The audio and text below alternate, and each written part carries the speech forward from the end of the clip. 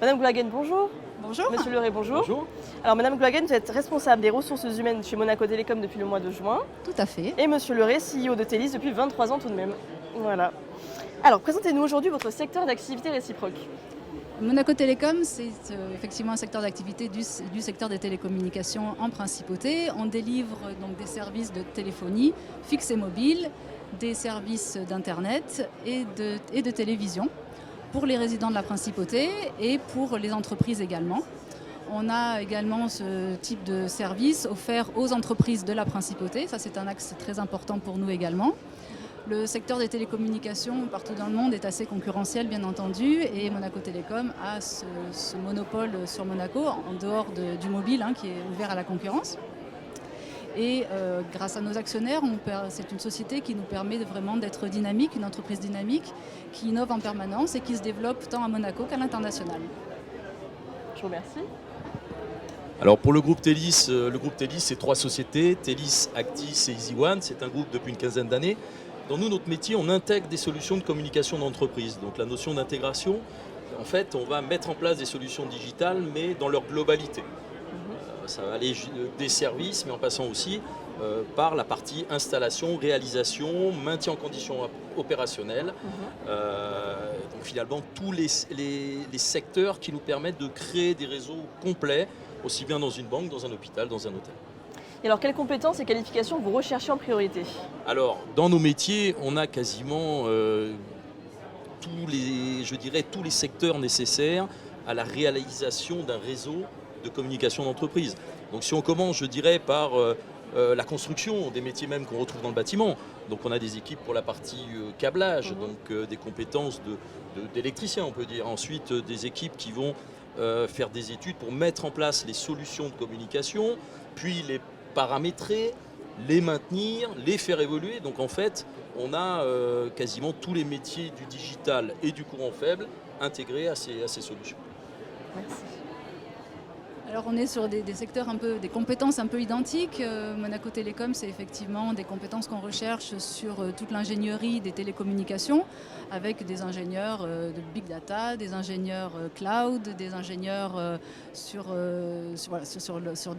ingénieurs radio, des ingénieurs cœur mobile. On a donc tout ce volet-là d'ingénierie de haut niveau, et on a aussi des métiers autour du service client, de la relation client, qui sont effectivement très importants aussi et qui sont vraiment notre projet aussi de développement, puisque ce qu'on cherche aussi, c'est à développer notre expérience client et à favoriser ces liens avec la clientèle à Monaco.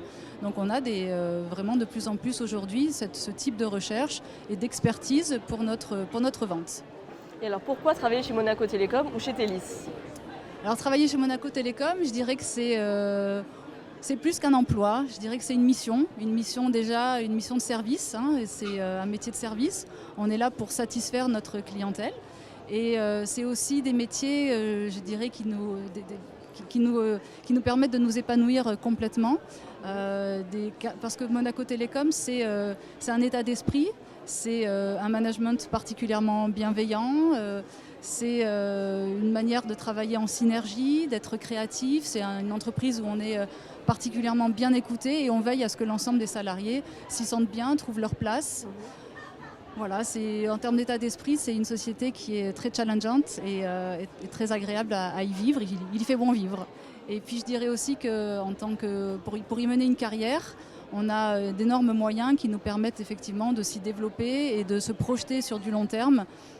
Parce que tout est fait au niveau ressources humaines pour s'y épanouir sur cette projection, sur ces trajectoires-là. C'est ce qu'on cherche à faire, et à ce que les salariés se trouvent à leur bonne place et s'y plaisent.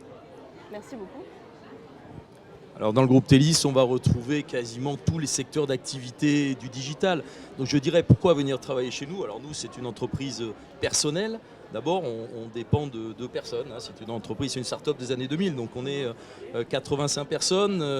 On a cette liberté de pouvoir évoluer et cette flexibilité qui nous permet de prendre des décisions d'une manière extrêmement rapide. Quand on a décidé de créer un data center en 2010, ça s'est fait en 4 heures parce qu'il fallait le faire, etc.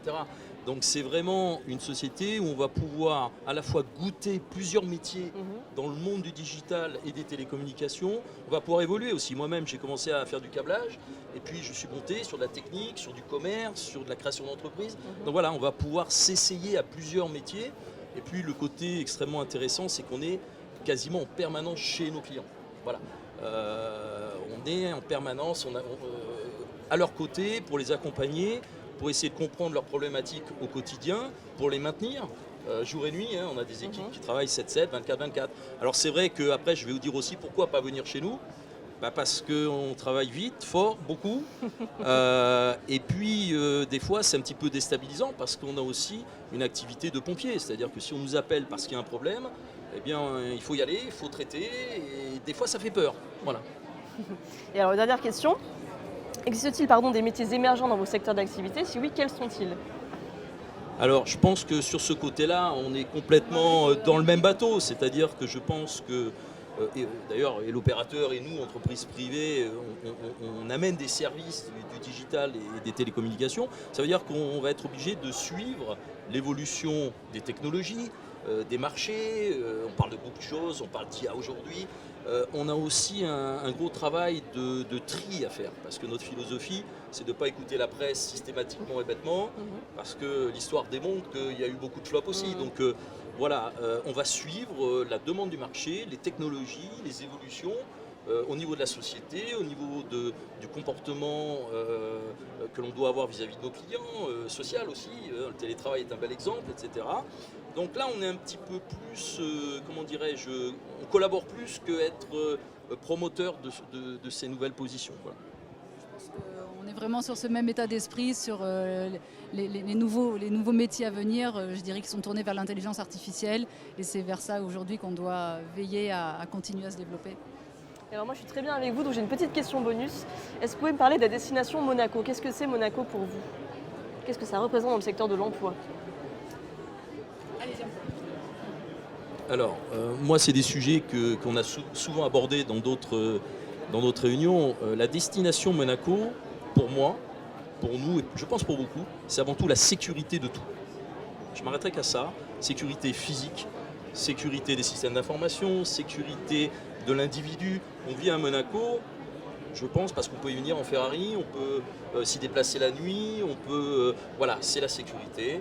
Et bien sûr, après, tout ce que l'on connaît de l'histoire de la principauté, du tourisme, etc.